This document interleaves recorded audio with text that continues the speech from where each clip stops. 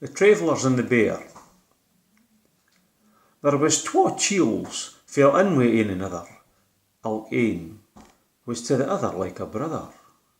Ye day they went out for a wee stravaig, o'er the knowes and by the craig. Then into the forest they did creep, they hadna gotten very deep, when an awfu' roaring filled the air, and upon them come a muckle bear.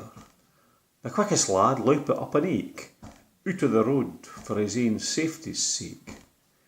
Meanwhile his friend was stranded on the grun.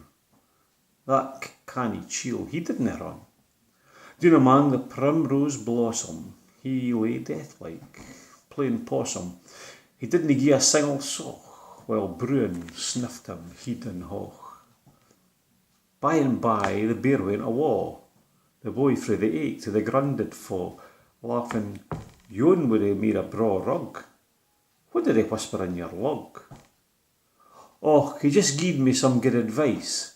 Said in future it would be wise to choose my friends wi' better care, lest I get eaten by a bear."